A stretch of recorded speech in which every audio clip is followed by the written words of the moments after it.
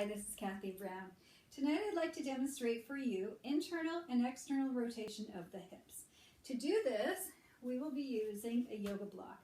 If you don't have a yoga block, that's okay. There's other props that we can use that you should be able to find around your house. If you don't have a yoga block though, I do suggest that you go out and grab one. They're fairly inexpensive. I've seen them at Winners, and it's a great yoga prop. You won't be disappointed grabbing at one of these. But for tonight, if you don't have one of these, that's okay. We can use a box of crackers. We just want to make sure the box of crackers is fairly empty or entirely empty. Otherwise, the next time your family has soup, they might be a little bit mad at you for breaking the crackers. The other option is an empty paper towel roll. You can use one that has a little bit more paper towels on it than mine. I just found a full paper towel roll was a little bit too thick for this purpose. The other option is a book. So if you have a book, mine's fairly thin. If you have one a little bit thicker, maybe the thickness of the block, that would be perfect.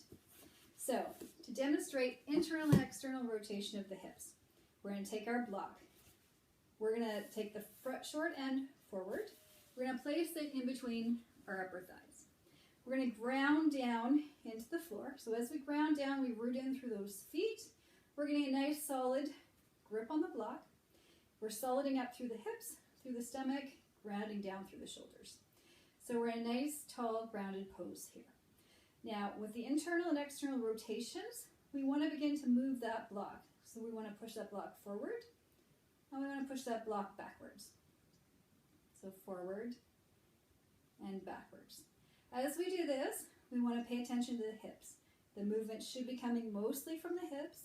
The knees will move slightly, the ankles will move slightly, but we don't want the movement itself coming from the ankles or the knees. We want that coming from the pelvis, from the hips. So as we push that block forward, the hips are opening. It's an external rotation. As we push the block back, the hips are coming in closer. They're coming in internal. It's an internal rotation. So external and internal. External and internal. Hand movements are optional. Now, I'm going to turn sideways and show you. This is a very subtle movement. There's not a lot of movement here. So as I'm externally rotating, and then I'm internally rotating. And if your family sees you doing this in your living room, they're going to wonder what you're doing. But that's okay. Just tell them you're internally and externally rotating. So that was with the yoga block. Again, cracker box, making sure when we place it between those thighs, we have a nice light grip so we don't break all our crackers. Better yet, empty cracker box. So grounding down, thinking about the movement initiating in the hips, externally rotating and internally rotating. External and internal. And last but not least, well, I guess we have the paper towel holder still. We have the book here. We're going to ground down, externally rotate, and internally rotate. Externally rotate, and internally rotate.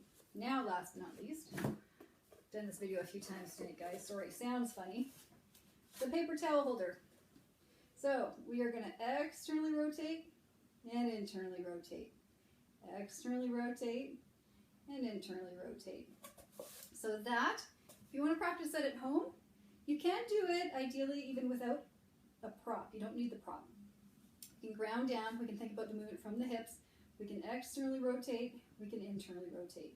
Having the prop just gives us something to hold onto with the thighs and help facilitate the movement. But again, you don't need it. So have fun with that this weekend. Give it a try. Let me know what you think. Any comments or questions, just write them down under this video. Thank you.